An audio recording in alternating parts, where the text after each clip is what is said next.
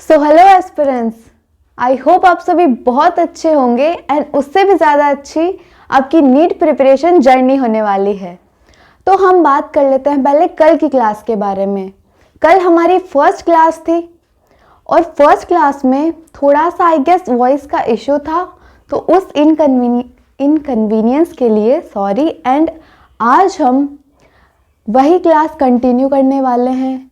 कल हमने न्यूमेरिकल पे एंड किया था, एक न्यूमेरिकल किया था जो कि ये था, और इसके बाद आज हम क्वेश्चंस और न्यूमेरिकल करने वाले हैं।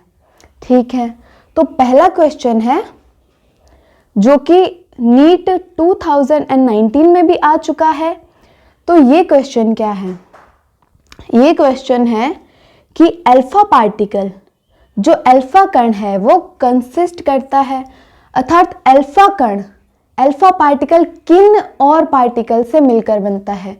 जैसे कि एक हमें नाभिक का निर्माण करना है, हमें एक नाभिक बनाना है, एक न्यूक्लियस बनाना है, तो उसे बनाने के लिए सबसे पहले हमें चाहिए प्रोटॉन्स, न्यूट्रॉन्स, और उन्हें मिलाकर ही हम एक नाभिक का निर्माण करेंगे। और एक नाभिक से ही एक परमाणु को हम बना सकते हैं। ठीक है, नाभिक बनने के बाद ही परमाणु बनता है।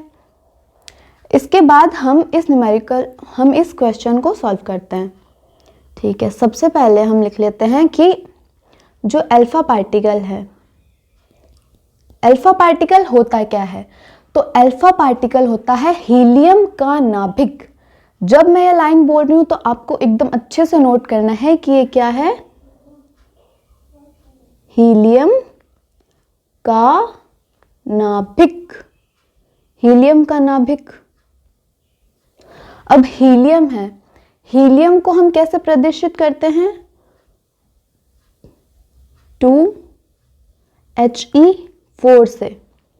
जैसे हमने कल देखा था कि हम किसी परमाणु को ZXA के फॉर्म में लिखते हैं, जहां Z परमाणु क्रमांक था, X था उस परमाणु का जो सिंबल है वो according to the periodic table, और जो A था वो था द्रव्यमान संख्या। ठीक है, तो यहाँ जो 2 है, 2 क्या है? हीलियम का परमाणु क्रमांक है। 2 क्या है? हीलियम का परमाणु क्रमांक है। ये हीलियम का सिंबल है He, और 4 है जो मास नंबर है, द्रव्यमान संख्या है हीलियम की, वो है। ठीक है, इतना हमें क्लियर हो चुका है। इसके बाद में ये हमें लेना है हीलियम का नाभिक। तो सबसे पहले हम हीलियम की संरचना देख लेते हैं कि हम किस प्रकार से हीलियम को बनाने वाले, हीलियम का परमाणु कैसा होता है। तो इसके अंदर प्रोटॉन्स कितने होंगे? 2 प्रोटॉन्स। जितना परमाणु क्रमांक होता है उतने ही हमारे पास प्रोटॉन्स होते हैं, उतने ही हमारे पास इलेक्ट्रॉन्स होते हैं। ठीक है, तो इसमें होंगे 2 प्रोटॉन्स। अब जब हमें न्यूट्रॉन्स की संख्या ज्ञात करनी है, न्यूट्रॉन्स की संख्या हम कैसे ज्ञात करते हैं? A-Z से, जहां A क्या है? द्रव्यमान संख्या है। ठीक है, A क्या है? द्रव्यमान संख्या। द्रव्यमान संख्या क्या आती है? Proton plus neutron. Proton plus neutron को हम द्रव्यमान संख्या बोलते हैं। अब यहाँ पे द्रव्यमान संख्या क्या है? 4, और जो Z है परमाणु क्रमांक है वो है 2, तो 4 में से 2 जाएगा तो 2 बचेगा। तो यहाँ 2 प्रोटॉन है और 2 हमारे पास न्यूट्रॉन है, 2 ही हमारे पास न्यूट्रॉन है। ठीक है, और इसके बाद हम देखेंगे इलेक्ट्रॉन्स कितने हैं। तो जितना परमाणु क्रमांक होगा उतने ही इलेक्ट्रॉन्स होने वाले हैं। जितना परमाणु क्रमांक होगा उतने ही हमारे पास इलेक्ट्रॉन्स होंगे। तो 2 ही इलेक्ट्रॉन होंगे, तो एक इलेक्ट्रॉन हम यहाँ दर्शा देते हैं और दूसरा इलेक्ट्रॉन हम यहाँ दर्शा देते हैं। अब क्वेश्चन के अकॉर्डिंग हम देखते हैं जो अल्फा कण हमें चाहिए। अल्फा कण क्या है? हीलियम का नाभिक है। तो हमें सिर्फ नाभिक से मतलब है। हमें किस पार्ट से मतलब है? सिर्फ इससे, सिर्फ हीलियम के नाभिक से मतलब है। तो जो बाहर के जो 2 इलेक्ट्रॉन हैं इन्हें हम हटा देते हैं। ठीक है, इन इलेक्ट्रॉन्स को हम हटा देते हैं। इन्हें हटाने के बाद हमारे पास क्या बचता है? ये जिसमें 2 प्रोटॉन्स है और 2 ही हमारे पास न्यूट्रॉन्स है। ठीक है, 2 प्रोटॉन और 2 न्यूट्रॉन हमारे पास बचे हैं, जो क्या है? जो कि हमारे पास है हीलियम का नाभिक। हीलियम के नाभिक में कितने प्रोटॉन कितने न्यूट्रॉन हैं? तो ये हैं 2 हमारे पास प्रोटॉन है और 2 ही हमारे पास न्यूट्रॉन है। ठीक है, लिख लेते हैं 2 प्रोटॉन्स एंड 2 न्यूट्रॉन्स। तो जो हमारा करेक्ट आंसर है वो क्या है?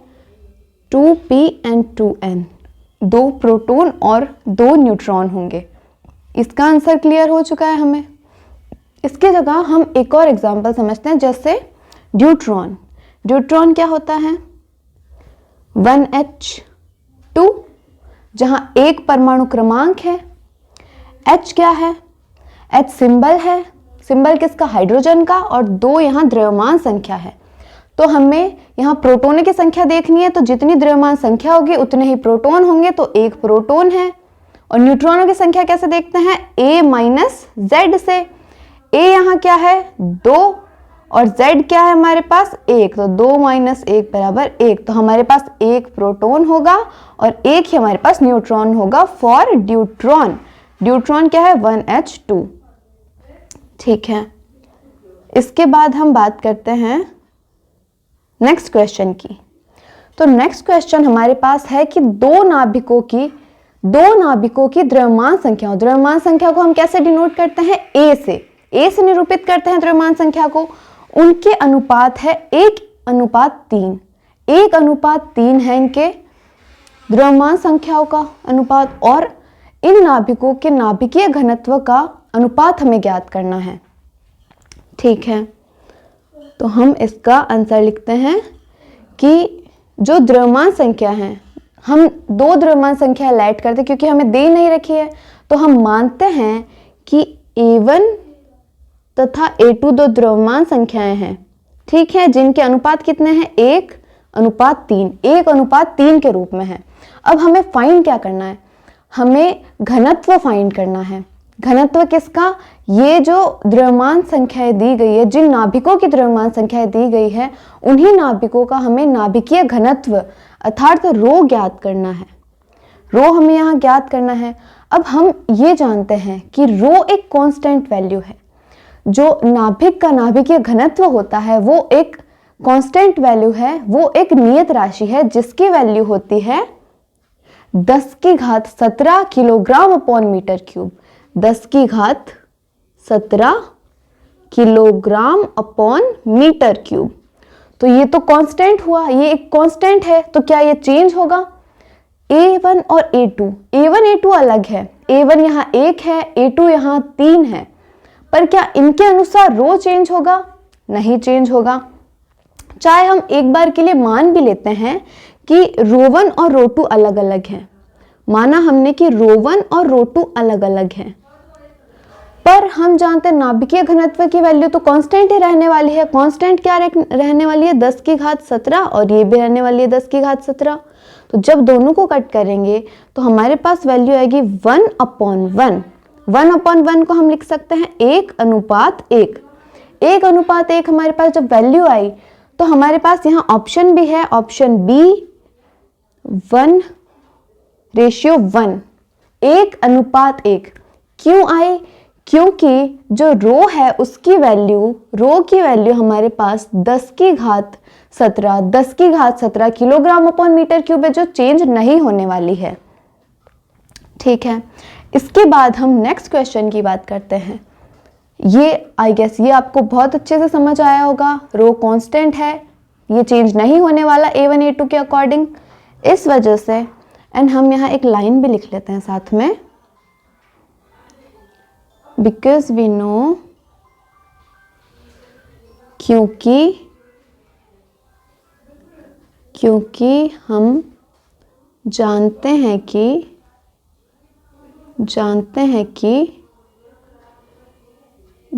द्रव्यमान संख्या पर रो निर्भर नहीं करता है। ये हम जानते हैं कि द्रव्यमान संख्या पर रो निर्भर नहीं करता। जब हमने रो और ए के बीच जब ग्राफ ड्रॉ किया था तो कैसा आया था, एक्स अक्ष के समांतर ग्राफ मिला था हमें। देखिए यहाँ भी होगा, ये देखिए जब हमने रो और ए के बीच जब हमने ग्राफ ड्रॉ किया तो ये एक्स अक्ष के समांतर हमें ग्राफ मिला, एक्स अक्ष के समांतर मिला जब हमने रो और ए के बीच ग्राफ ड्रॉ किया। अर्थात जो ए है, ए बढ़ेगा, चाहे ए हम बढ़ा रहे हैं चाहे ए की वैल्यू हम घटा रहे हैं, द्रव्यमान संख्या को चाहे हम बढ़ा रहे हैं चाहे घटा रहे हैं, उसका नाभिकीय घनत्व पर कोई प्रभाव नहीं पड़ने वाला। नाभिकीय घनत्व कांस्टेंट रहने वाला है जो कि है 10⁻17 kilogram upon metre cube. Clear? चलिए ये भी हमें बहुत अच्छे से समझ आ चुका है। इसके बाद हम नेक्स्ट क्वेश्चन पे आते हैं। नेक्स्ट क्वेश्चन जो है सेम ऐसा ही क्वेश्चन हमने कल किया था जहां हमारे पास एल्यूमिनियम था और कॉपर था। आज हमारे पास एल्यूमिनियम है और टेल्यूरियम है, Te है। ठीक है, और यहाँ भी हमें सेम वर्क करना है। जिन लोगों ने भी कल की क्लास ली थी वो अभी यही वीडियो पॉज करके और ये क्वेश्चन सॉल्व करने का ट्राई करिए। आपको एक बार में आंसर समझ आ जाएगा, एक बार में आपका आंसर आने वाला है, क्योंकि हम कल इसको बहुत अच्छे से समझ चुके हैं, इस क्वेश्चन को बहुत अच्छे से कर चुके हैं। ठीक है, यहाँ इस क्वेश्चन को हम पहले देख लेते हैं कि ये क्वेश्चन क्या कहना चाह रहा है। क्वेश्चन है कि यदि एल्यूमिनियम नाभिक की नाभिकीय त्रिज्या 3.6 फर्मी है तो टेल्यूरियम नाभिक की अनुमानित त्रिज्या का मान होगा। इनमें से इन ऑप्शंस में से हमें नाभिकीय त्रिज्या का मान ज्ञात करना है। ठीक है, अब हम सबसे पहले क्या करते हैं, जो दिया गया है वो लिखेंगे। दिया गया हमें क्या है, जो एल्यूमिनियम है Al है, एल्यूमिनियम की त्रिज्या, एल्यूमिनियम की त्रिज्या हम इसे लेट करते हैं कि एल्यूमिनियम की त्रिज्या है RAL। RAL हमने माना कि RAL है एल्यूमिनियम की त्रिज्या, जो कि है 3.6 फर्मी। ठीक है, ये त्रिज्या तो हमें दे रखी है और हमें क्या दे रखा है, हमें दे रखा है एल्यूमिनियम की द्रव्यमान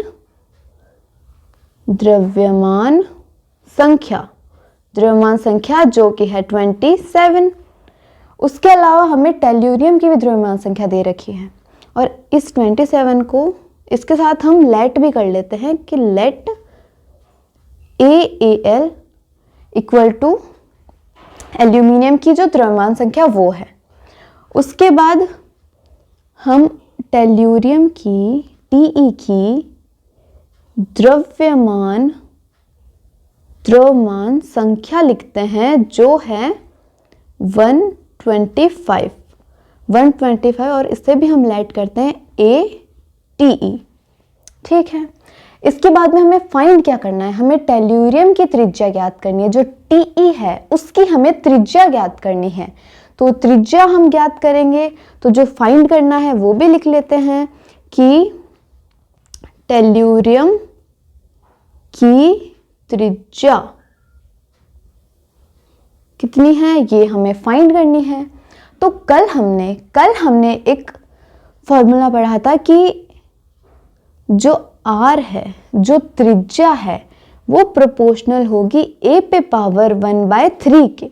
A पे पावर 1/3। A क्या है यहाँ, द्रव्यमान संख्या है। R क्या है यहाँ, नाभिक की त्रिज्या है, नाभिकीय त्रिज्या है। ठीक है, इसके बाद R equal to R0। R equal to क्या होता है, R equal to R0 A पे पावर 1/3, A पे पावर 1/3। और जहाँ R0 क्या है, R0 equal to constant. R0 क्या है, R0 यहाँ एक कांस्टेंट है, एक नियतांक है। ठीक है, इसी के अकॉर्डिंग हम जो वैल्यूज है उन्हें पुट कर देते हैं। सिंपल। अब वैल्यू से हमारे पास पहले हम RTE लिख लेते हैं, जो हमें फाइंड करना है उसको हम ऊपर लिख देते हैं। फिर RAL जो हमें पता है, जिसकी वैल्यू 3.6 फर्मी है। उसके बाद में हम क्या लिखेंगे, A की वैल्यू। A की वैल्यू क्या है, पहले हम नॉर्मल लिख लेते हैं ATE अपॉन AAL। ठीक है, अब हम इनकी वैल्यू रखना स्टार्ट करते हैं। तो जो RTE है, जो रेडियस ऑफ टेल्यूरियम है, उसकी वैल्यू हमें फाइंड करनी है, और रेडियस ऑफ एल्यूमिनियम हमें दे रखा है 3.6 फर्मी। उसके अलावा जो द्रव्यमान संख्या है किसकी, एल्यूमिनियम की, वो हमें 27 दे रखी है, और द्रव्यमान संख्या टेल्यूरियम की वो हमें 125 दे रखी है। ठीक है, तो वो वैल्यूज हम पुट कर लेते हैं बस। अब RTE तो हमें फाइंड करना है, तो इसे हम ऐसा कैसा ही रहने देंगे। RAL है, उससे भी हम एक बार RAL ही रहने देते हैं। RTE की वैल्यू है 125, इस पे पावर 1/3 है। देखिए जो ऊपर ये था, ऊपर ये इक्वेशन थी, तो R is proportional to AP power 1/3, तो इधर 1/3 भी लिखना है हमें। ओके, इसके बाद हम जो वैल्यू है वो लिख देंगे। ATE की वैल्यू है 125 और AAL की वैल्यू है 27, और इस पे पावर जब हम 1/3 करेंगे, 1/3 का मतलब कल बताया था मैंने क्यूब रूट है, क्यूब रूट करेंगे जब हम इनका, तो सबसे पहले RTE लिख लेंगे और RAL लिख लेंगे। तो अब हम जब 125 का घनमूल निकालेंगे, क्यूब रूट निकालेंगे, तो 125 का क्यूब रूट क्या मिलेगा हमें, 5। ठीक है, 5 लिख लेते हैं। और 27 का क्यूब रूट क्या होता है, 3, तो 3 भी हम लिख लेते हैं। उसके बाद में हमें वैल्यू किसकी चाहिए, उसके बाद में हमें सिर्फ RTE की वैल्यू चाहिए। तो और जितने भी वैल्यूज है ये हैं, तो इसे हम इक्वल टू के दूसरी साइड ले जाते हैं, क्योंकि हमें सिर्फ RTE की वैल्यू निकालनी है। तो अब हम दूसरी साइड ले जाएंगे इसे, RTE को तो इस साइड रखने वाले हैं, एंड 5/3 इंटू RAL करने वाले हैं। अब TE है रेडियस ऑफ टेल्यूरियम, तो अब हम करेंगे 5/3 into RAL। Radius of aluminium कितना था, 3.6 फर्मी था, तो वो हम यहाँ पुट करेंगे 3.6। अब जब हम इसे कट करेंगे तो ये होगा 1.2, and at the end answer आएगा 6.0। तो 6.0 ये हमारा लास्ट आंसर है। तो ये कौन सा ऑप्शन था, ऑप्शन डी। ऑप्शन डी है 6.0, एंड हमें 6.0 प्राप्त हुआ। और जो 6.0 प्राप्त हुआ है वो क्या है, radius of tellurium. Radius of tellurium हम लिख भी देते हैं, RTE की वैल्यू है ये, RTE की वैल्यू है, और यहाँ एक ब्रैकेट बना लेते हैं। चलिए, बहुत इजी। चलिए, ये भी हो गया। इसके बाद में हम नेक्स्ट क्वेश्चन पे आते हैं। तो आप लोगों के जो पीछे वाला क्वेश्चन है, जो पीछे वाला न्यूमेरिकल था, वो क्लियर हो गया होगा। इसके बाद हम नेक्स्ट क्वेश्चन की बात करते हैं। नेक्स्ट क्वेश्चन है कि जो जर्मेनियम है, जर्मेनियम नाभिक की नाभिकीय त्रिज्या, नाभिकीय त्रिज्या को हम किससे रिप्रेजेंट करते हैं, R से। तो जर्मेनियम नाभिक की नाभिकीय त्रिज्या है, की नाभिकीय त्रिज्या 4Be9। तो जो बेरिलियम है उसकी नाभिकीय त्रिज्या की दुगुनी है, अर्थात जो जर्मेनियम है उसकी जो रेडियस है वो बेरिलियम की रेडियस की दुगनी है, इससे 2 गुना है। ठीक है, तो हमें क्या फाइंड करना है, तो जर्मेनियम में न्यूक्लियनों की संख्या क्या होगी। तो जर्मेनियम में न्यूक्लियनों की संख्या, न्यूक्लियॉन्स क्या होते हैं, प्रोटॉन्स प्लस न्यूट्रॉन्स, या हम ये भी कह सकते हैं कि द्रव्यमान संख्या हमें ज्ञात करनी है। न्यूक्लियॉन्स यही तो होते हैं, प्रोटॉन्स प्लस न्यूट्रॉन्स, और द्रव्यमान संख्या भी यही होती है, प्रोटॉन्स प्लस न्यूट्रॉन्स। तो बस हमें यही करना है, क्या फाइंड करना है हमें, द्रव्यमान संख्या या न्यूक्लियॉन्स की संख्या। किसके न्यूक्लियॉन्स, जर्मेनियम के। ठीक है, अब हम इसका आंसर लिखने वाले हैं।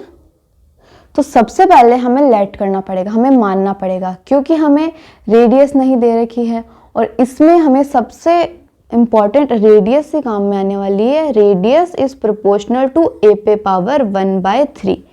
ठीक है, रेडियस काम आने वाली है यहाँ पे, और जो ए है द्रव्यमान संख्या है, न्यूक्लियनों की संख्या द्रव्यमान संख्या।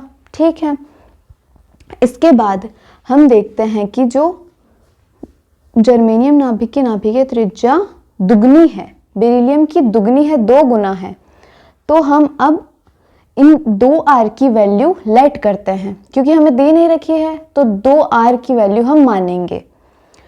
सबसे पहले RGE रेडियस ऑफ जर्मेनियम हम मानते हैं कि होगी 2r, 2 स्मॉल r मान ली हमने।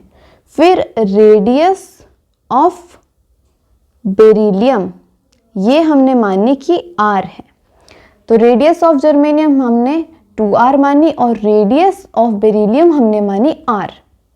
इसके बाद में हम द्रव्यमान संख्या भी लेट कर लेते हैं। द्रव्यमान संख्या भी हमें नहीं दे रखी, तो द्रव्यमान संख्या भी हमको लेट करनी पड़ेगी। एक की द्रव्यमान संख्या दे रखी है, बेरिलियम की हमें दे रखी है, पर हमें जर्मेनियम की नहीं दे रखी, तो हम लेट करेंगे कि जो AGE है वो हमें नहीं पता, वो हमें फाइंड करना है, और ABE है उसकी वैल्यू हमारे पास है जो कि है 9। ठीक है, अब हमें यहाँ क्या फाइंड करना है कि जब दुगनी है, जब जर्मेनियम की जो त्रिज्या है वो बेरिलियम की त्रिज्या से दुगनी है, तो जर्मेनियम में न्यूक्लियनों की संख्या क्या होगी, प्रोटॉन प्लस न्यूट्रॉन्स की संख्या क्या होगी, द्रव्यमान संख्या क्या होगी, तो वही हमें यहाँ फाइंड करना है। इसलिए हम ये करेंगे कि R is proportional to A⁻⁴। ठीक है, और R equal to R0 A⁻⁴। अब हम वैल्यू रखने वाले हैं R की, दोनों R की हम वैल्यू रखने वाले हैं। तो एक की वैल्यू है RGE, एक की वैल्यू है RBE। RGE क्या है, रेडियस ऑफ जर्मेनियम, और RBE क्या है, रेडियस ऑफ बेरिलियम। ओके, इसके बाद में हमें इन्हें किसके इक्वल रखना है, A के, तो A ऑफ GE, A क्या है, द्रव्यमान संख्या है, और उसके बाद में ABE, और इसकी पावर हमें करनी है 1/3। अब हम वैल्यू रखना स्टार्ट करते हैं। तो रेडियस ऑफ जर्मेनियम जो कि दुगना है रेडियस ऑफ बेरिलियम के, तो रख देते हैं 2r। 2r जो हमने लेट किया था, देखिए यहाँ हमने 2r लेट किया था। ठीक है, तो वही वैल्यू हमने 2r यहाँ रखी है। उसके बाद में r, रेडियस ऑफ बेरिलियम हमने r लेट किया था, स्मॉल r लेट किया था, वो हमने लिख दिया। उसके बाद में जो द्रव्यमान संख्या है जर्मेनियम की वो हमें नहीं पता, तो हम इसे एज इट इज रहने देंगे। और इसके बाद A ऑफ BE, तो जो द्रव्यमान संख्या है BE की वो क्या है, 9, तो हम यहाँ 9 पुट करने वाले हैं। हमने यहाँ रखा है 9। इसके बाद हम देखेंगे कि R से R कैंसिल हो जाएगा, सो यहाँ आएगा 2 इक्वल टू AGE। AGE क्या है, जो द्रव्यमान संख्या है जर्मेनियम की, अपॉन 9, और जो यहाँ 1/3 था वो 1/3 हम यहाँ रखेंगे। अब जो 1/3 है उसे हम दूसरी साइड भेज देंगे, इक्वल टू के दूसरी साइड भेजेंगे तो 1/3 क्यूब में हो जाएगा, तो 2 का क्यूब हो जाएगा, तो 2 का cube equal to AGE, germanium की द्रव्यमान संख्या बट्टे 9। अब 2 का जब हम क्यूब करेंगे तो वो आएगा 8 AGE अपॉन 9। इसके बाद हम 9 को भी दूसरी साइड भेजेंगे, क्योंकि हमें AGE की वैल्यू चाहिए, जर्मेनियम के न्यूक्लियॉन्स की संख्या चाहिए, हमें जर्मेनियम की द्रव्यमान संख्या चाहिए, प्रोटॉन्स प्लस न्यूट्रॉन्स की संख्या चाहिए, तो इसे हम अदर साइड भेजेंगे। उसके बाद क्या होगा, 8 × 9 इक्वल टू AGE, जिसकी वैल्यू आएगी 72, अर्थात AGE की वैल्यू आई है 72। तो जो द्रव्यमान संख्या है जर्मेनियम की, जो जर्मेनियम में न्यूक्लियॉन्स की संख्या है, प्रोटॉन्स प्लस न्यूट्रॉन्स की संख्या है, वो 72 आई है। तो 72 किस ऑप्शन में था? 72 था ऑप्शन ए में। तो आपको ऑप्शन ए करेक्ट होगा। ठीक है, यहाँ भी हम एक बॉक्स बना देते हैं क्योंकि ये हमारा करेक्ट आंसर है। इसके बाद हम बात करते हैं नेक्स्ट क्वेश्चन की। नेक्स्ट क्वेश्चन में क्या दे रखा है कि किसी परमाणु द्वारा ग्रहण किया गया आयतन नाभिक के आयतन से कितना अधिक होगा। तो हम जानते हैं कि एक नाभिक का आयतन है, नाभिक का आयतन हम कल निकाल चुके हैं जो कि है 4/3 पाई कैपिटल आर क्यूब।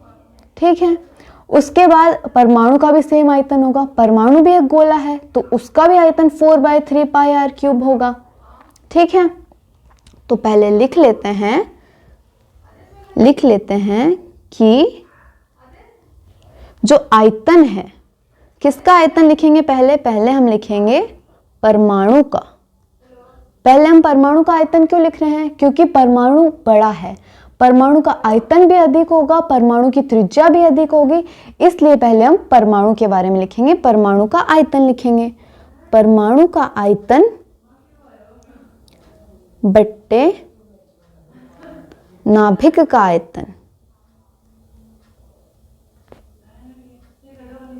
नाभिक का आयतन।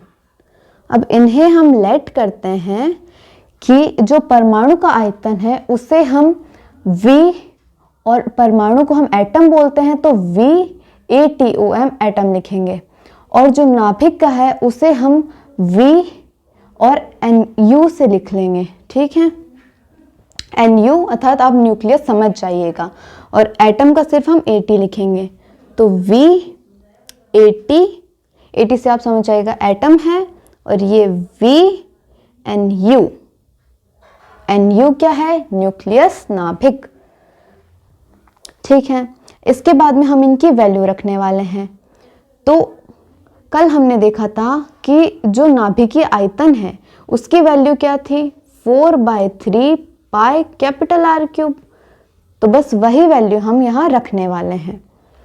वैल्यू होगी 4/3 पाई आर, और हम यहाँ AT लिख लेते हैं क्योंकि हम एटम के लिए लिख रहे हैं, क्यूब, और 4/3 पाई आर क्यूब, और यहाँ हम लिख लेते हैं NU क्योंकि हम न्यूक्लियस के लिए लिख रहे हैं। ठीक है, अब इस पार्ट को हम थोड़ा अदर साइड में लिख लेते हैं ताकि ठीक से समझ आए आपको। ठीक है, अब हम वैल्यू रखने वाले हैं। तो जो एटम होता है, जो परमाणु होता है, उसकी रेडियस किस रेंज की होती है? उसकी रेडियस एंगस्ट्रॉम रेंज की होती है, जो होती है 10⁻⁻10। और जो नाभिक होता है उसकी जो रेडियस होती है वो किस रेंज की होती है? फर्मी रेंज की, जो होती है 10⁻15। ठीक है, तो वो हम यहाँ पुट करने वाले हैं। पहले हम लिख देते हैं साइड में जो range of radius for atom कितनी होती है? 10⁻⁻10, and for nucleus it is 10⁻⁻15। ठीक है, और जो रेडियस की रेंज है किसके लिए? एटम के लिए, वो एंगस्ट्रॉम की होती है, तो एंगस्ट्रॉम भी हम यहाँ लिख देते हैं। ये होती है एंगस्ट्रॉम कोटि की, और ये होती है फर्मी कोटि की। ठीक है, अब यहाँ हम वैल्यू रखेंगे। RAT है जो रेडियस ऑफ एटम है, और RNU है रेडियस ऑफ न्यूक्लियस है, तो वो वैल्यू बस हमें रखनी है यहाँ पे। और 4/3 पाई दोनों सेम है, दोनों कैंसिल हो जाएंगे, और बचेगा क्या? Radius of atom, radius of nucleus, और इनका क्यूब। तो radius of atom, radius of nucleus, और इसका क्यूब। ठीक है। अब radius of atom, radius of atom अभी हमने देखी थी एंगस्ट्रॉम कोटि की होती है 10⁻⁻10, और रेडियस ऑफ न्यूक्लियस जो होती है फर्मी कोटि की 10⁻⁻15। तो हम लिख लेते हैं, ये होगा 10⁻⁻10, ये होगा 10⁻⁻15, और इसका हम कर देते हैं क्यूब। अब जब हम 15 को ऊपर लेके जाएंगे तो ये 10⁻15 हो जाएगा, -15 की जगह +15 हो जाएगा। इतना आप जानते हैं जब हम इसको ऊपर लेके जाएंगे, मल्टीप्लाई में लेके जाएंगे, ठीक है। तो इसकी वैल्यू आने वाली है 10⁻5, और इसका हम करेंगे क्यूब, ठीक है। और 5 × 2 आप जानते हैं, यहाँ अगर क्यूब होगा तो 5 × 15, और 15 आने वाला है 10⁻15। तो हम लिखेंगे यहाँ 10⁻15, और जो कि हमारा आंसर है। और 10⁻15 कौन से ऑप्शन में था हमारे पास, कौन से ऑप्शन में था, ऑप्शन नंबर डी में। तो ऑप्शन नंबर डी आपका एकदम सही है, 10⁻15, 10⁻15 ये हमारा करेक्ट आंसर है, ठीक है। इसके बाद हम बात कर रहे हैं नेक्स्ट क्वेश्चन की। नेक्स्ट क्वेश्चन हमारे पास क्या है, नेक्स्ट क्वेश्चन आया हुआ है नीट 1992 में आ चुका है ये नीट में। तो ये क्वेश्चन क्या है, किसी नाभिक का द्रव्यमान घनत्व। अब द्रव्यमान घनत्व है क्या, तो द्रव्यमान घनत्व ऐसा घनत्व है जब हम आयतन को एकांक लेते हैं। तो एकांक आयतन की स्थिति में किसी पदार्थ, किसी परमाणु का आयतन ही द्रव्यमान घनत्व कहलाता है, सॉरी।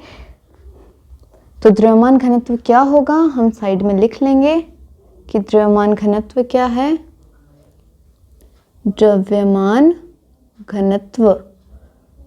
घनत्व क्या है, एकांक आयतन की स्थिति में किसी भी पदार्थ या परमाणु का घनत्व ही द्रव्यमान घनत्व कहलाता है। एकांक आयतन की स्थिति में,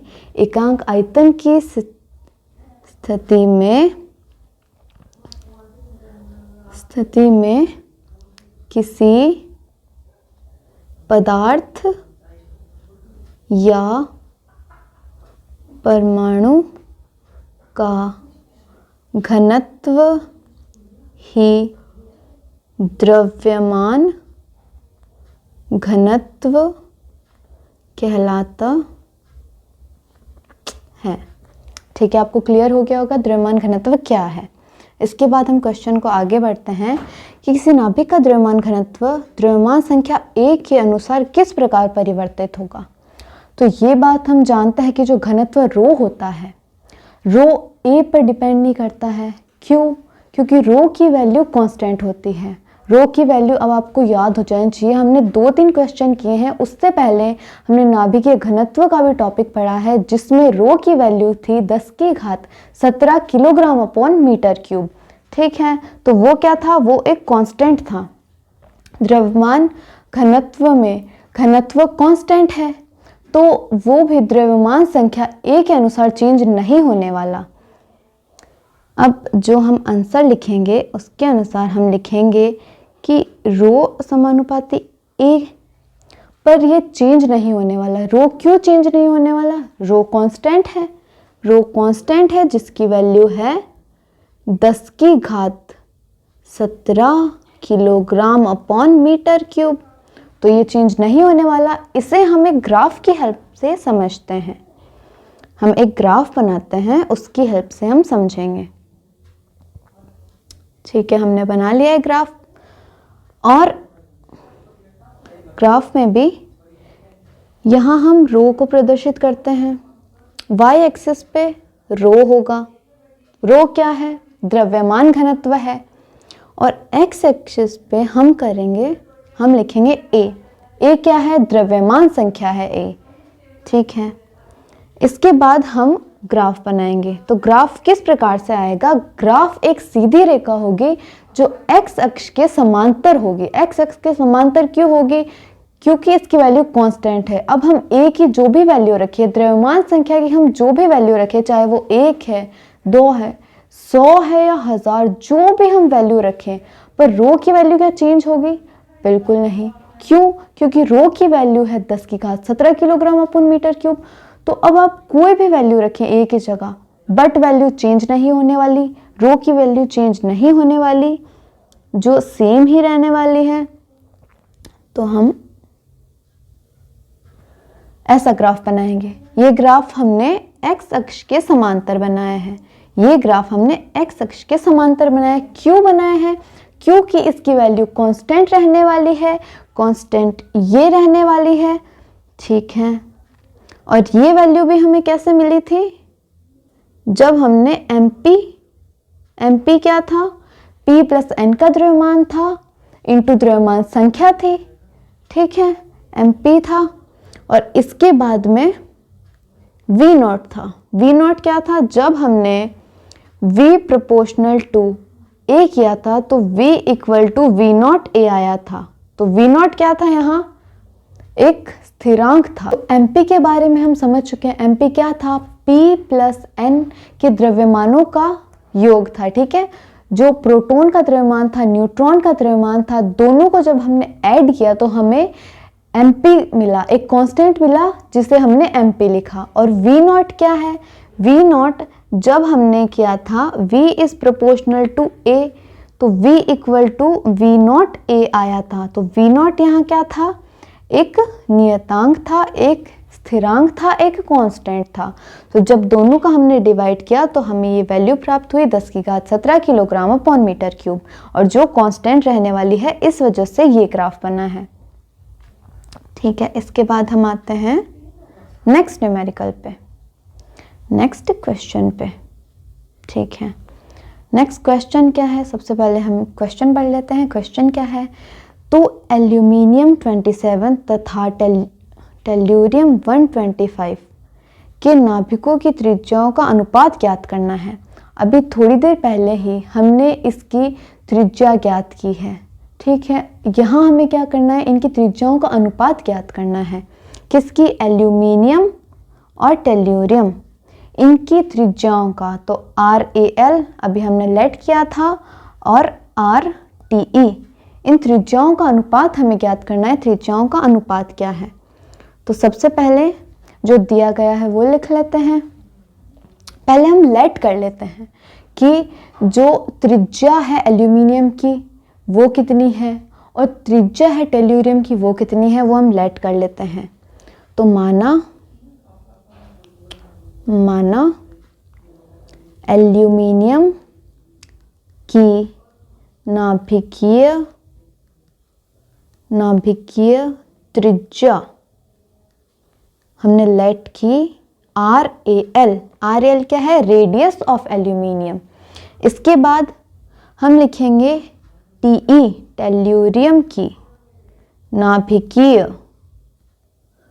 नाभिकीय त्रिज्या, जो कि हम लेट करते हैं RTE। तो ये दो राशियां हमने मानी है कि रेडियस ऑफ एल्यूमिनियम और रेडियस ऑफ टेल्यूरियम ये होंगी, ठीक है। इसके बाद में हमें दे क्या रखा है? हमें गिवन क्या है कि जो द्रव्यमान संख्या है एल्यूमिनियम की वो 27 है, वो दे रखी है, और टेल्यूरियम की द्रव्यमान संख्या 125 है, वो हमें दे रखी है। तो वो भी हम लिख लेते हैं। तो यहाँ हम लिखेंगे कि जो AL है, जो कि है एल्यूमिनियम की द्रव्यमान संख्या, जो कि कितनी है? 27। एल्यूमिनियम की द्रव्यमान संख्या कितनी है? 27। उसके बाद में हम टेल्यूरियम की द्रव्यमान संख्या लिखते हैं। तो टेल्यूरियम की द्रव्यमान संख्या, मास नंबर ऑफ टेल्यूरियम की द्रव्यमान संख्या कितनी दे रखी है हमें? 125, ये भी हमने लिख ली। ठीक है, इसके बाद में हमें फाइंड क्या करना है कि इनकी नाभिकीय त्रिज्याओं के अनुपात हमें ज्ञात करने हैं। तो सबसे पहले हम लिख लेते हैं, अभी ये इक्वेशन हमने बहुत बार लिखी है कि r is proportional to a पे पावर 1/3। काफ़ी बार लिख चुके हम r प्रोपोर्शनल टू a पे पावर 1/3। ठीक है, तो अब यहाँ भी हम सेम चीज़ करने वाले हैं और यहाँ हम r की वैल्यू, पहले हम r की वैल्यू लिख देते हैं, r TE upon RAL equal to ATE। ATE क्या है? यहाँ टेल्यूरियम की द्रव्यमान संख्या है और AL क्या है? एल्यूमिनियम की द्रव्यमान संख्या है। ठीक है, इनकी वैल्यू भी रख देते हैं हम। वैल्यू क्या है इनकी? जो टेल्यूरियम की द्रव्यमान संख्या है वो 125 है और जो एल्यूमिनियम की द्रव्यमान संख्या है वो है 27। तो बस वैल्यू रख लेते हैं 125 और ये 27, और इसकी पावर हमें कितनी करनी थी? 1/3। तो इसकी पावर भी हम कर देते हैं 1/3। 1/3 क्या होता है हम जानते हैं, 1/3 का अर्थ होता है क्यूब रूट। क्यूब रूट अर्थात घनमूल। तो 125 का घनमूल क्या होगा? 5 लिख देते हैं। 27 का क्या होगा? अभी हमने लिखा था थोड़ी देर पहले 3 होगा, तो 3 भी लिख लेते हैं। तो हमें क्या मिला? 5:3। 5:3 मिला है हमें। ठीक है, बट हमें 3:5 लाना है। हमें क्या दिया गया है क्वेश्चन में कि जो एल्यूमिनियम है और टेल्यूरियम है, हमें इनकी रेडियस देखनी है। ठीक है, एल्यूमिनियम को हमें ऊपर रखना है, तो बस इन्हें हम इंटरचेंज कर देते हैं, उल्टा लिख देते हैं। RAL ऊपर लिख देते हैं क्योंकि हमें एल्यूमिनियम, पहले एल्यूमिनियम रखना है और उसके बाद में टेल्यूरियम रखना है। ठीक है, तो RAL और RTE रखते हैं तो हमें 3/5 प्राप्त होगा, अर्थात 3:5। अब आप लोग बोलेंगे कि 3:5 तो यहाँ है ही नहीं, यहाँ 6:10 है, 13:52 है, 40:177 है और 14:73 है। बट यहाँ जो फर्स्ट ऑप्शन हमारे पास है 6:10, 6:10, 6/10 भी लिख सकते हैं। और जब हम इसको कट करेंगे ये क्या आएगा? 3:5। 3:5 ये आने वाला है हमारे पास। ठीक है, अर्थात इसका मतलब है कि जो 3:5 है, यहाँ हम ये लिख लेते हैं कि जो 3/5 है इसे हम 2 से इंटू कर लेते हैं। अब यहाँ हमने जब कट किया था तो 2 की टेबल से कट किया था, तो वैसे हम 2 से ऊपर नीचे गुणा कर देते हैं। 2 और 2 से 3 दूनी 6, 5 दूनी 10, अर्थात 6:10 ये इसका करेक्ट आंसर है। और ये हम ब्रैकेट पे बना लेते हैं। चलिए, तो करेक्ट आंसर क्या है? 6:10। इसके बाद हम जाते हैं नेक्स्ट क्वेश्चन पे। नेक्स्ट न्यूमेरिकल क्या है कि 0.5 ग्राम के बराबर ऊर्जा होगी। किस पदार्थ की 0.5 ग्राम के बराबर ऊर्जा होगी? तो यहाँ हमें जो 10th क्वेश्चन है ये क्या दे रखा है कि किसी पदार्थ के 0.5 ग्राम के बराबर ऊर्जा 0.5 ग्राम के बराबर ऊर्जा होगी। ठीक है, तो 0.5 ग्राम के बराबर हमें ऊर्जा करनी है, ऊर्जा या एनर्जी। इसके लिए हमने एक इक्वेशन देखा था, आइंस्टीन का इक्वेशन। रेस्ट मास एनर्जी के लिए हम पढ़ चुके हैं आइंस्टीन का इक्वेशन, जो कि है E = mc², जहाँ m क्या है? रेस्ट मास है, विराम द्रव्यमान है, और c क्या है? प्रकाश का वेग। प्रकाश का वेग, जिसकी वैल्यू होती है 3 × 10⁸ ठीक। अब हम यहाँ m की वैल्यू रखेंगे। m की वैल्यू जो द्रव्यमान की वैल्यू है वो हमें क्या दे रखी है 0.5 ग्राम्स में, तो ग्राम्स को हम किलोग्राम में चेंज करेंगे। तो पहले तो हम नॉर्मल 0.5 ही लिख लेते हैं, 0.5 और इंटू सी स्क्वायर। सी की वैल्यू क्या है हमने साइड में लिख रखी है 3 × 10⁸ और हम इसका स्क्वायर कर लेते हैं। अब जब हम इक्वल टू करेंगे तो यहाँ 0.5 ये ग्राम्स में था, ग्राम में है, तो ग्राम को हम किलोग्राम में चेंज करेंगे। तो 0.5 ग्राम है, किलोग्राम में चेंज करने के लिए सबसे पहले हम ये पॉइंट हटाएंगे, तो ये होगा 5/10 और उसके बाद में ग्राम से जब हम किलोग्राम में चेंज कर रहे हैं तो इंटू 1000, क्योंकि हम जानते हैं 1 किलोग्राम में 1000 ग्राम होते हैं, तो हमने नीचे 1000 से डिवाइड कर दिया। अब ये वैल्यू हम यहाँ रखेंगे 5/10 × 1000 और इसे इंटू करेंगे 9 × 10⁻16। ठीक है, प्रकाश का वेग था 3 × 10⁸ और इसका हमने स्क्वायर किया, इसका हमने जब वर्ग किया तो आया 9 × 10⁻16। ठीक है, इसके बाद में 9 को जब हम 5 से इंटू करेंगे तो ये आएगा 45, ये आएगा 10⁻4, क्योंकि ये देखिए कितने जीरो से 1 2 3 और 4, तो 10⁻4 आने वाला है। और इसके बाद में 10⁻16 है यहाँ पे। अब इसके बाद में जो 10⁻4 है इसे हम ऊपर लेके जाने वाले हैं, ऊपर मल्टीप्लाई में लेके जाएंगे तो ये हो जाएगा इंटू 10⁻16 इंटू 10⁻⁻4। तो -4 करेंगे तो क्या वैल्यू आएगी 10⁻12। इतना हमें अच्छे से क्लियर हो चुका है। अब जो आंसर है हम देखते हैं, जो आंसर है वो पॉइंट्स में 4.5। अब इतना तो हमें आइडिया हो गया कि 45 है और हमें आंसर लाना है 4.5, तो हम क्या करेंगे डिवाइड करेंगे 10 से और मल्टीप्लाई करेंगे 10 से। 10 से हमें भाग देना है और 10 से ही हमें गुणा करना है।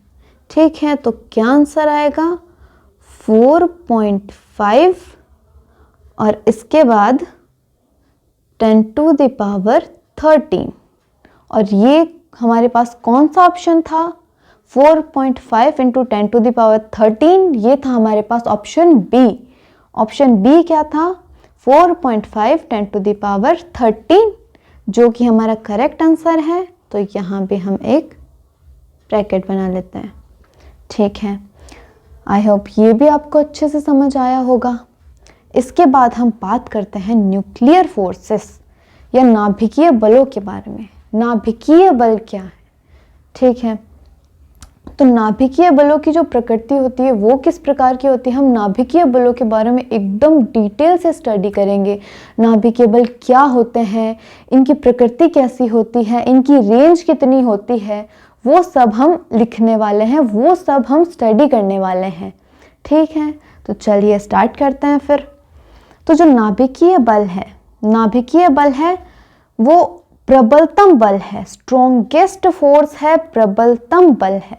तो प्रकृति में जो मूलभूत बल पाए जाते हैं कौन कौन से, सबसे पहले हम नाम लेते हैं नाभिकीय बलों का, उसके बाद में दुर्बल बल, गुरुत्वीय बल, विद्युत चुंबकीय बल। तो ये जो सारे बल हैं इनमें सबसे प्रबलतम, इनमें जो सबसे स्ट्रॉन्गेस्ट फोर्स है वो है न्यूक्लियर फोर्स या नाभिकीय बल। ठीक है, तो इस वजह से हम इसे स्ट्रॉन्गेस्ट फोर्स बताएंगे। हम स्ट्रॉन्गेस्ट फोर्स पे क्यों बता रहे हैं इसे, क्योंकि यदि हम नाभिकीय बल को 1 के बराबर माने, हमने माना कि नाभिकीय बल इक्वल टू 1 है, तो जो विद्युत चुंबकीय बल होगा वो 10 की घात -2 या 1/100 के बराबर होगा। और जो दुर्बल बल है दुर्बल बल होंगे 10 की घात -5 से 10 की घात -14 की रेंज में। और इसके बाद जो गुरुत्वीय बल है वो सबसे कमजोर, सबसे दुर्बल। दुर्बल बल सिर्फ नाम के हैं, क्योंकि दुर्बल बल की रेंज 10 की घात -5 से 10 की घात -14 है, जो वीक फोर्सेस हैं। बट जो गुरुत्वीय बल है उनकी जो रेंज होगी 10 की घात -39, 10 की घात -39 होंगी। ठीक है, अर्थात ये सबसे दुर्बल बल होंगे। कौन से बल? कौन से बल? जो गुरुत्वीय बल है। तो सबसे पहले हमने जो बात की है कि हमने नाभिकीय बलों को एक के इक्वल माना है, तो वो हम लिख लेते हैं, नाभिकीय बलों को हमने एक माना है। और जो विद्युत चुंबकीय बल है, ईएम फोर्सेस है, उन्हें हमने किस रेंज का माना? 10 की घात -2। तो हम यहाँ लिख लेते हैं इक्वल टू 10 की घात -2। किसके कंपैरिजन में? नाभिकीय बलों के कंपैरिजन में ये 1/100, इसे हम 1/100 भी लिख सकते हैं। बिल्कुल सही। ठीक है, इसके बाद में जो दुर्बल बल है, जो वीक फोर्सेस है, वो किस रेंज के होंगे? वो होंगे 10 की घात -5 से 10 की घात -14 की रेंज के। ठीक है, तो लिख लेते हैं इक्वल टू 10 की घात -5 से 10 की घात -14। इसके बाद में जो गुरुत्वाकर्षण बल है जो, और यह जो गुरुत्वीय बल है, वो सबसे वीक होंगे। सबसे दुर्बल बल होते हैं गुरुत्वीय बल। ठीक है, जिसकी रेंज मैंने कितनी बताई थी? 10 की घात -39, 10 to the power -39। ठीक है, इक्वल टू में हम लिख लेते हैं 10 to the power -39। ठीक है, ये भी हम अच्छे से समझ गए। तो स्ट्रॉन्गेस्ट फोर्स कौन सा है? प्रकृति में मूलभूत जितने भी बल है उनमें सबसे प्रबलतम कौन सा है? नाभिकीय बल। इसीलिए पहले हम बात कर रहे हैं स्ट्रॉन्गेस्ट फोर्स। इसके बाद में हम देखेंगे कि ये नॉन सेंटर्ड होते हैं। जो नाभिकीय बल है नॉन सेंटर्ड होते हैं, अकेंद्रीय होते हैं। नाभिकीय बल अकेंद्रीय कैसे हैं? सबसे पहले हम जानते हैं कि जो नाभिकीय बल हैं वो एक नाभिक में लगते हैं। एक हमने नाभिक बनाया है। इस नाभिक में क्या होंगे? प्रोटॉन होंगे। प्रोटॉन हम बना लेते हैं, काफी सारे प्रोटॉन्स होंगे और न्यूट्रॉन्स होंगे। ठीक है, न्यूट्रॉन, काफी सारे प्रोटॉन भी होंगे और न्यूट्रॉन्स भी होंगे। तो न्यूट्रॉन और बना लेते हैं हम। ये न्यूट्रॉन है, ये भी न्यूट्रॉन है, ये भी प्रोटॉन है। ठीक है, इसके बाद जो नाभिकीय बल है वो किन के मध्य लगते हैं?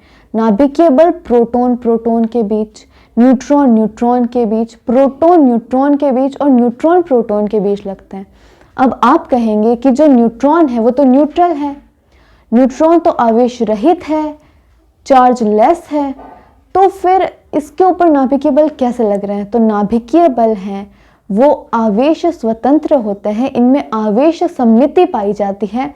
इस वजह से ये प्रोटॉन प्रोटॉन के बीच भी लगते हैं। जबकि प्रोटॉन प्रोटॉन के बीच हम जानते हैं कि प्रतिकर्षण बल लगता है, रिपल्सिव फोर्स लगता है, बट इनके बीच न्यूक्लियर फोर्स भी लगेगा। वरना क्या होता? अगर इनके बीच नाभिकीय बल नहीं होता तो जो प्रोटॉन प्रोटॉन के बीच जो रिपल्शन है, जो प्रतिकर्षण है प्रोटॉन प्रोटॉन के बीच, तो उस प्रतिकर्षण की वजह से ये एक दूसरे से दूर जाते। जो प्रोटॉन है वो एक दूसरे से दूर जाते, इस वजह से जो नाभिक है वो टूट जाना चाहिए था, परंतु ऐसा नहीं होता। नाभिक ब्रेक नहीं होता, नाभिक टूटता नहीं है। किस वजह से? नाभिकीय बलों की वजह से। नाभिकीय बल एक आकर्षी बल है जो इन्हें बांधे रखता है, जो प्रोटोनों और न्यूट्रॉनों को नाभिक में बांधे रखता है। और अदरवाइज प्रोटॉन प्रोटॉन रिपल्शन के कारण प्रोटॉन बाहर चले जाते, नाभिक टूट जाता, नाभिक का विखंडन हो जाता। और किस वजह से रह रहे हैं इसके अंदर? नाभिकीय बलों की वजह से, नाभिकीय बलों की वजह से। इसके बाद में नॉन सेंटर्ड, हाँ बात आती है नॉन सेंटर्ड की। नॉन सेंटर्ड क्यों है? नाभिकीय बल नॉन सेंटर्ड होते हैं क्योंकि ये जो प्रोटॉन प्रोटॉन है दोनों के मध्य, या प्रोटॉन न्यूट्रॉन या न्यूट्रॉन न्यूट्रॉन के बीच एकदम सीधी लाइन में नहीं लगते, जैसे एकदम स्ट्रेट लाइन में केंद्र से केंद्र, एकदम सेंटर टू सेंटर नहीं लगते हैं, ये किसी भी दिशा में लग सकते हैं। जैसे ये नहीं होगा कि एकदम स्ट्रेट लाइन इस साइड लगेंगे या इस साइड, ये हर साइड में, हर दिशा में लग सकते हैं। नाभिकीय बल हर दिशा में कार्यरत होते हैं। देखिए, नाभिकीय बल दो प्रोटॉन प्रोटॉन और न्यूट्रॉन न्यूट्रॉन के मध्य केंद्रों से लाइन के रूप में नहीं लगते, एकदम लाइन जो इनका कनेक्शन नहीं होता है, ये किसी भी दिशा में, किसी भी डायरेक्शन में लग सकते हैं। ठीक है, इसके बाद अट्रैक्टिव नेचर। तो अट्रैक्टिव नेचर है इस वजह से नाभिकीय बल है वो प्रोटॉन और न्यूट्रॉन को नाभिक के अंदर बांधे रखते हैं। अदरवाइज प्रोटॉन न्यूट्रॉन नाभिक के बाहर चले जाते और सबसे पहले प्रोटॉन जाते रिपल्सिव फोर्स के कारण। ठीक है, तो अट्रैक्टिव नेचर है, ये भी हम समझ चुके हैं। इसके बाद चार्ज इंडिपेंडेंट, जो आवेश पर इनकी निर्भरता नहीं है, आवेश स्वतंत्र है, आवेश सममिति पाई जाती है। किन में? नाभिकीय बलों में। आवेश सममिति क्यों पाई जाती है? क्योंकि हम जानते हैं कि जो न्यूट्रॉन है, ये न्यूट्रॉन है, न्यूट्रॉन न्यूट्रल है। न्यूट्रॉन के ऊपर चार्ज कितना होता है? 0। न्यूट्रॉन के ऊपर कोई चार्ज ही नहीं है, तो फिर इस पे तो कोई बल लगना ही नहीं चाहिए, नाभिकीय बल, क्योंकि इस पे विद्युत चुंबकीय बल भी नहीं लगता। जैसे कि प्रोटॉन प्रोटॉन के बीच रिपल्सिव फोर्स लगता है, प्रतिकर्षण बल लगता है, वैसे न्यूट्रॉन के बीच तो कुछ नहीं लगता, कोई बल नहीं लगता। क्यों? बिकॉज जो न्यूट्रॉन है वो न्यूट्रल है। न्यूट्रॉन न्यूट्रल होता है तो नाभिकीय बल भी नहीं लगना चाहिए था, बट नाभिकीय बल लगता है। क्यों? क्योंकि नाभिकीय बल होता है आवेश स्वतंत्र, आवेश सममिति पाई जाती है नाभिकीय बलों में। तो क्या है? नाभिकीय बलों में आवेश पर निर्भरता नहीं होती है, ये आवेश स्वतंत्र होते हैं, आवेश स्वतंत्र या आवेश सममिति पाई जाती है। इस वजह से नाभिकीय बल चार्ज इंडिपेंडेंट होते हैं, आवेश स्वतंत्र होते हैं। अच्छे से समझ आया आपको क्यों होते हैं? क्योंकि न्यूट्रॉन न्यूट्रल है, फिर भी इसके ऊपर नाभिकीय बल लग रहे हैं, इस वजह से। ठीक है, और नाभिकीय बल ये भी नहीं देखते कि प्रोटॉन प्रोटॉन एक साथ है, और या प्रोटॉन न्यूट्रॉन है, या न्यूट्रॉन प्रोटॉन है, या न्यूट्रॉन न्यूट्रॉन है। ये नहीं देखते, किसी भी चार्ज को नहीं देखते कि सेम चार्ज है, अलग चार्ज या चार्ज नहीं है। परंतु नाभिकीय बल हर पार्टिकल पे लगते हैं जो नाभिक के अंदर है, अर्थात प्रोटॉन और न्यूट्रॉन के बीच जितने भी न्यूक्लियॉन्स हैं उन सभी के बीच नाभिकीय बल लगेगा। ठीक है, ये भी क्लियर हो गया कि चार्ज इंडिपेंडेंसी है। इसके बाद शॉर्ट रेंज। नाभिकीय बलों की जो रेंज होती है बहुत कम होती है, बहुत शॉर्ट होती है। ठीक है, शॉर्ट कितनी होती है? नाभिकीय बलों की जो रेंज है वो 1 फर्मी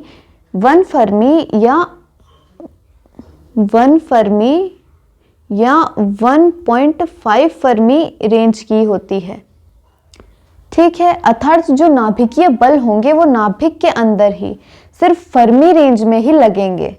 ठीक है, तो देख लेते हैं कि जो नाभिकीय बल है वो फर्मी रेंज के होते हैं, अर्थात ये नाभिक के अंदर ही लगते हैं। जो नाभिक के प्रोटॉन और न्यूट्रॉन है इन पे ही लगेंगे, अर्थात इनके बाहर जो इलेक्ट्रॉन होगा, इलेक्ट्रॉन इसके बाह्यतम कोशों में इलेक्ट्रॉन कक्षीय गति करेगा, तो उस इलेक्ट्रॉन पे ये नाभिकीय बल नहीं लगने वाला, क्योंकि ये फर्मी रेंज का होता है और नाभिक के अंदर ही लगता है। तो इलेक्ट्रॉन इससे प्रभावित नहीं होगा, इलेक्ट्रॉन पर नाभिकीय बल का कोई प्रभाव नहीं पड़ रहा है, वो यहाँ अंदर प्रोटॉन और न्यूट्रॉन पे ही कार्यरत होगा। ठीक है, अर्थात ये शॉर्ट रेंज है। इसके बाद हम देखते हैं does not follow inverse square law. तो व्युत्क्रम वर्ग नियम का पालन नहीं करते हैं। कौन? जो नाभिकीय बल है वो व्युत्क्रम वर्ग नियम का पालन नहीं करते हैं। व्युत्क्रम वर्ग नियम क्या है? व्युत्क्रम वर्ग नियम में जो फोर्स होता है, जो बल होता है, वो इन्वर्सली प्रोपोर्शनल होता है, वो व्युत्क्रमानुपाती होता है। जैसे हम देखते हैं, इसके साथ में हम लिख लेते हैं व्युत्क्रम वर्ग का नियम है। जैसे हम लिखते हैं कि जो कूलाम है, जो कूलाम का नियम है उसके अनुसार हम कैसे लिखते हैं? जो फोर्स है F = K Q1, F = हम लिखेंगे K Q1 Q2 upon are square. तो जो F है और R है, यहाँ क्या है, F है और R है, दोनों इन्वर्सली प्रोपोर्शनल है, दोनों व्युत्क्रमानुपाती है। तो F और R व्युत्क्रमानुपाती हैं, तो हम इन्हें लिख लेंगे F inversely proportional to R square. R square के व्युत्क्रमानुपाती है F, जो बल है कूलाम बल है।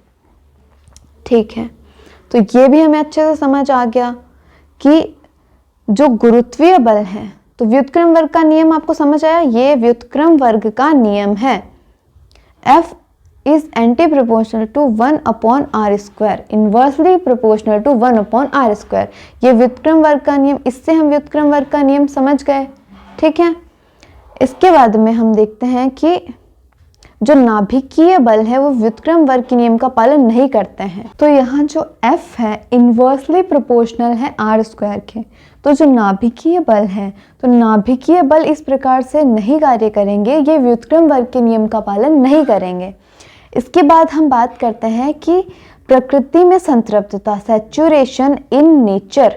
सैचुरेशन इन नेचर से क्या मतलब है, तो इससे मतलब है जो दो न्यूक्लियॉन्स होंगे, चाहे वो दो प्रोटॉन प्रोटॉन हो, दो न्यूट्रॉन न्यूट्रॉन है, प्रोटॉन न्यूट्रॉन या न्यूट्रॉन प्रोटॉन है, तो अगर इनके मध्य नाभिकीय बल लग रहा है, जैसे एक प्रोटॉन है वो किसी प्रोटॉन पर नाभिकीय बल लगा रहा है, किसी न्यूट्रॉन पर लगा रहा है, तो वो उसी कण पर नाभिकीय बल लगाएगा जो उसके सबसे कम डिस्टेंस पे होगा, जो सबसे कम दूरी पे कण होगा, उसी पे वो प्रोटॉन नाभिकीय बल लगाएगा। तो जो न्यूक्लियॉन्स होते हैं, जो न्यूक्लियॉन होते हैं, नाभिकीय बल न्यूक्लियॉन्स अपने सबसे पास के न्यूक्लियॉन पर लगाते हैं। अर्थात जो हम इन दो से समझते हैं, ये जो दोनों प्रोटॉन हैं, ये दोनों एक दूसरे के करीब हैं, ये दोनों एक दूसरे के सबसे पास है, तो ये दोनों एक दूसरे पर नाभिकीय बल लगाएंगे, और ना कि इस न्यूट्रॉन के ऊपर जो इससे इतना दूर है, ना कि इस प्रोटॉन के ऊपर। ये दोनों एक दूसरे के सबसे नज़दीक हैं, सबसे कम डिस्टेंस पे हैं। अर्थात ये जो दोनों प्रोटॉन है, ये जो दोनों न्यूक्लियॉन्स हैं, एक दूसरे के ऊपर नाभिकीय बल लगाएंगे। अर्थात जो नाभिकीय बल है वो संतृप्तता दर्शाता है, प्रकृति में संतृप्तता दर्शाता है अपने सबसे करीब के, अपने सबसे पास के न्यूक्लियॉन पर ही नाभिकीय बल लगाता है, ना कि दूर के। ठीक है, इसके बाद हम बात करते हैं मीडिएट बाय मेसॉन। तो जो मेसॉन है वो प्रबल नाभिकीय बलों को मीडिएट करते हैं। अर्थात जिस प्रकार हम विद्युत चुंबकीय बल की बात करते हैं, उसमें जो फोटॉन्स होते हैं वो मध्यस्थता का कार्य करते हैं, उसी प्रकार जो मेसॉन है वो प्रबल नाभिकीय बलों में मीडिएटर का कार्य करते हैं, मीडिएट करते हैं। ठीक है, इसके बाद जो लास्ट है वो है स्पिन पर निर्भरता, स्पिन डिपेंडेंसी। तो जो नाभिकीय बल है वो स्पिन पर निर्भर करते हैं। किसके स्पिन? प्रोटॉन और न्यूट्रॉन। जो प्रोटॉन और न्यूट्रॉन है plus half and minus half spin के होते हैं। ठीक है, स्पिन हाफ पार्टिकल्स हैं। अर्थात जो नाभिकीय बल है वो स्पिन पर निर्भर करेंगे प्रोटॉन और न्यूट्रॉन की, तो स्पिन पर इनकी निर्भरता है, अर्थात स्पिन डिपेंडेंट हैं, स्पिन पर निर्भरता है नाभिकीय बलों की। ठीक है, इसके बाद में हम एक ग्राफ से समझेंगे। ग्राफ में हम देख सकते हैं कि जो U है पोटेंशियल एनर्जी ऑफ न्यूक्लियॉन्स, तो जो न्यूक्लियॉन्स है उनकी स्थितिज ऊर्जा है, पोटेंशियल एनर्जी है यहाँ U है y एक्सिस पे। ठीक है, इसके बाद में हम बात करते हैं कि यहाँ जो 0.8 फर्मी है, यहाँ हमें साम्यावस्था मिलेगी, साम्यावस्था।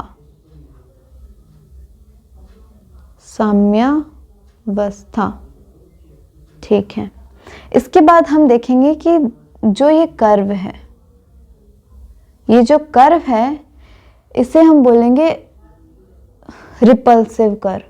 क्योंकि यहाँ पे रिपल्शन होगा, यहाँ पे क्या होगा, रिपल्शन, प्रतिकर्षण होगा।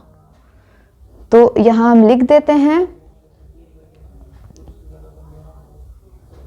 रिपल्शन।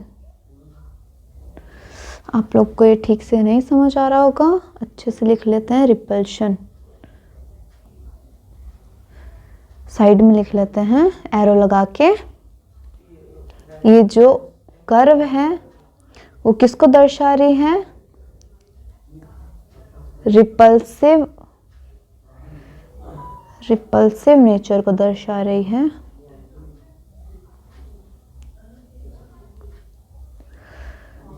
रिपल्सिव, ठीक है, रिपल्सिव नेचर या रिपल्शन को दर्शा रही है, ठीक है। और यहाँ जो दूसरी कर्व है ये बता रही है स्ट्रॉन्ग न्यूक्लियर फोर्स को, ठीक है। तो ग्राफ से हमें क्या समझ आया, इस साइड में है पोटेंशियल एनर्जी ऑफ न्यूक्लियॉन्स, यहाँ है रिपल्सिव नेचर या रिपल्शन, यहाँ रिपल्शन दर्शाएगा। उसके अलावा एक बात हम और लिख लेते हैं कि जो ग्राफ का ये हिस्सा है वहाँ F इक्वल टू 0 होने वाला है, F इक्वल टू 0 होने वाला है। और जैसा कि हम जानते हैं कि F minus du upon dr होगा, ठीक है।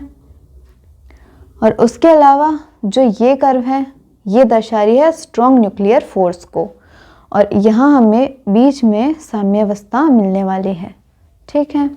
इसके बाद में हम पढ़ेंगे नाभिकीय बलों के प्रकार, नाभिकीय बलों के प्रकार पढ़ेंगे। तो जो नाभिकीय बल हैं वो दो प्रकार के होते हैं, एक तो स्ट्रॉन्ग न्यूक्लियर फोर्स, प्रबल नाभिकीय बल, और दूसरे होते हैं दुर्बल नाभिकीय बल, वीक न्यूक्लियर फोर्सेस, ठीक है।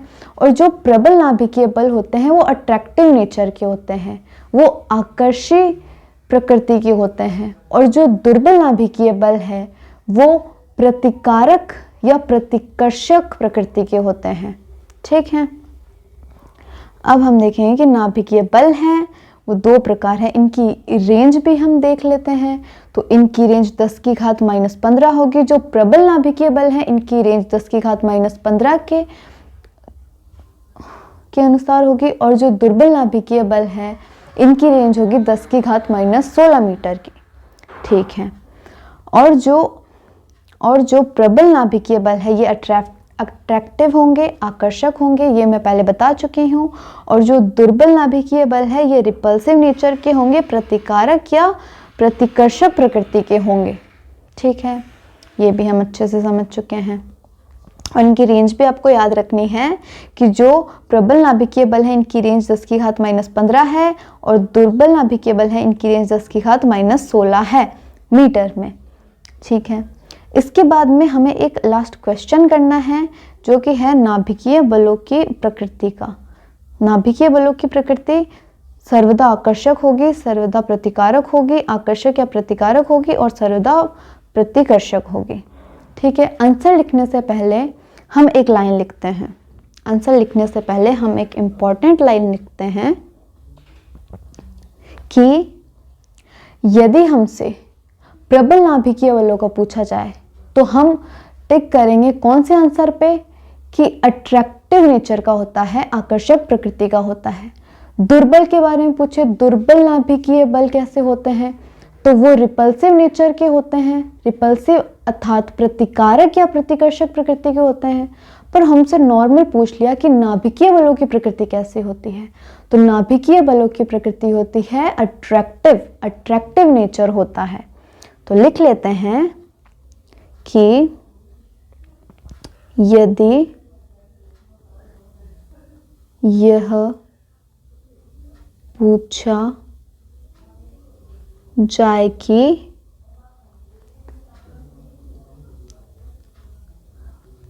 नाभिकीय बलों की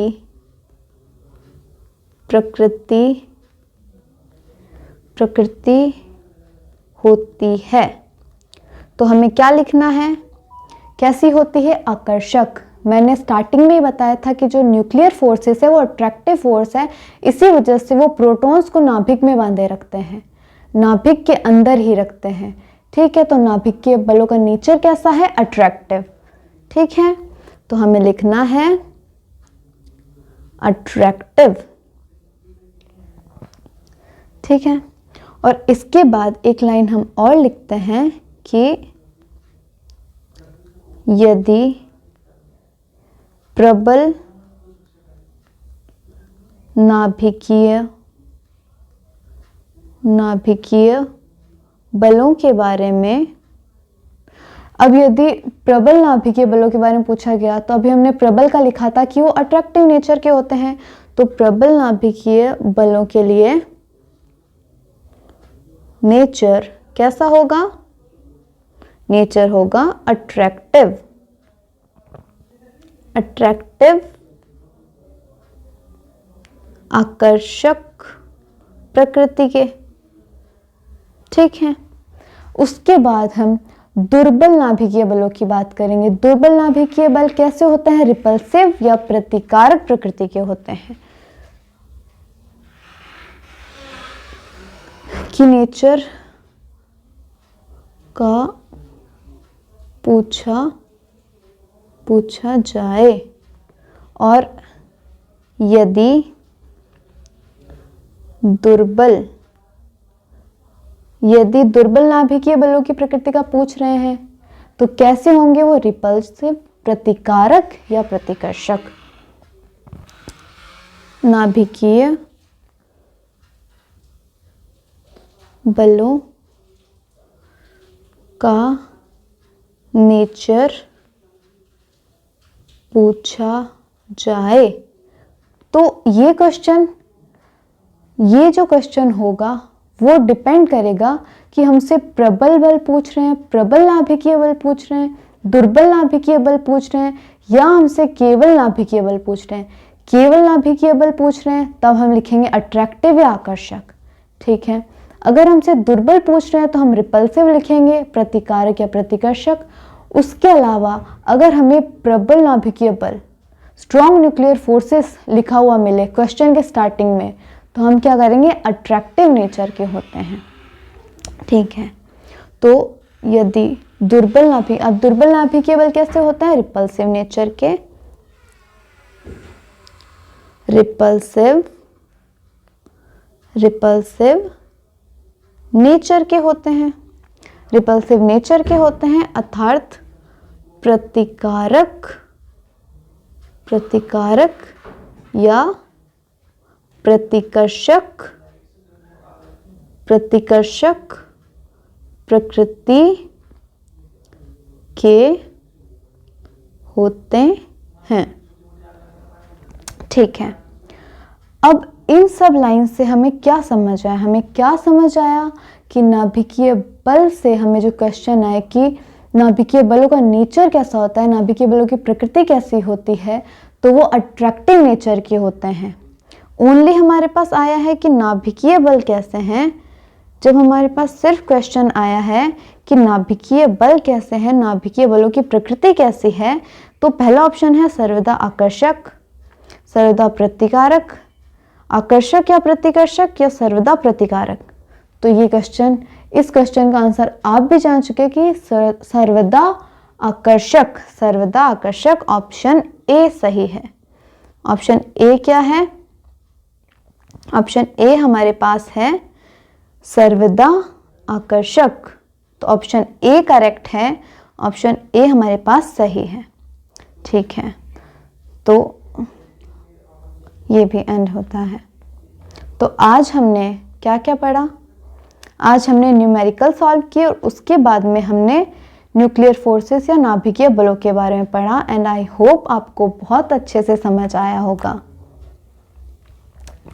और मैं आशा करती हूँ कि आगे की क्लासेस भी आप अच्छे से देखने वाले हैं, हमें सपोर्ट करने वाले हैं, लाइक कमेंट और शेयर करने वाले हैं एंड सब्सक्राइब करना भी नहीं भूलेंगे। और अगर आपको आज की क्लास इंफॉर्मेटिव लगी, आपको समझ आया, तो आप अपने फ्रेंड्स को भी शेयर करिए। Thank you so much.